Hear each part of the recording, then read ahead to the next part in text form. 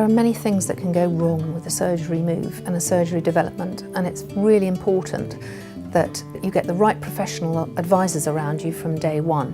And the earlier you get them involved in the project, the better, because you end up with much more cost-efficient and faster transaction in the long run. So it's important to get your professional advisors are a surveyor, an accountant, and a lawyer that's well versed in NHS surgery developments. So right at the start, you need to have the support of NHS England and the CCG. Under the premises cost directions, there are various hoops that have got to be jumped through.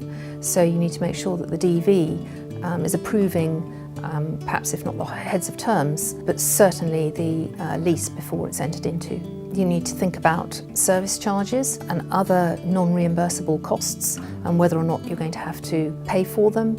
And you also need to think about, if you're vacating a building, have you sorted those same service charge and accounting issues out prior to signing up to any new development documentation. So common mistakes are thinking that by signing the agreement for lease, you're not bound into the lease terms. This can be problematic if you have a change in the partners between signature of the agreement for lease and actually construction of the building and entry into the lease a couple of years down the line. So you do need a robust partnership agreement in place to make sure that all partners are understanding who's liable for the business documentation that's been signed. Often we're asked if you can form an LLP or a limited company to minimise the risks rather than entering into this new development in a joint and several liability partnership.